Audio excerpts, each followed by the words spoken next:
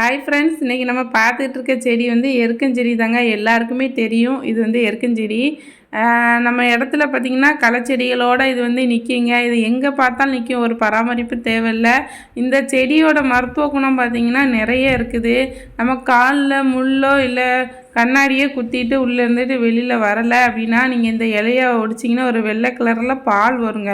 அந்த பாலை அதில் இட்டிங்க அப்படின்னா அந்த முள் உள்ளே இருக்கிறது வெளியில் வந்துடும். அது மட்டும் இல்லைங்க, இது ஒரு நல்ல ஒரு பூச்சி விரட்டிங்க. பண்ணைகளில் கோழிகளுக்கு பேன் இருக்குது அப்படின்னா இந்த கிளைகளை வெட்டி பண்ணைக்குள்ளே போட்டுருவோங்க. பண்ணைக்குள்ளே போட்டோம் அப்படின்னா அந்த பேன் எல்லாம் வந்து இந்த இலையில போய் ஒட்டிக்கிடும். அப்புறம் நாங்கள் அந்த கிளைகளை வந்து தீ வச்சு எரிச்சிருவோங்க.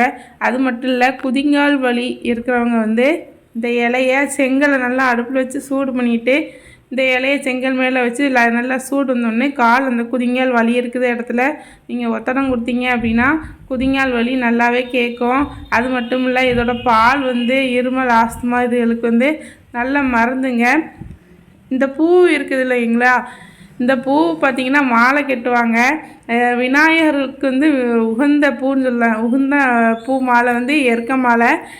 இது வந்து இந்த கலருங்க, ஒரு மாதிரி கொஞ்சம் லாவெண்டர் கலரில் இருக்குது. இதில் வெள்ளை இருக்குது, அதை வச்சு பூ கட்டுவாங்க. விநாயகருக்கு ரொம்ப உகந்ததான். இது வந்து நிறைய இடத்துகளில் பராமரிப்பு இல்லாத எங்கேனாலுமே வளரக்கூடிய ஒரு நல்ல செடிங்க. இந்த இலையை ஒடித்தோம் அப்படின்னா அதுலேருந்து வரக்கூடிய பால் இருக்குது இல்லைங்க, அந்த பால் மட்டும் கண்ணில் பற்றக்கூடாதுங்க. ஏன்னா அது கொஞ்சம் விஷந்தாங்க. கண்ணில் பட்டால் ஆபத்தான்.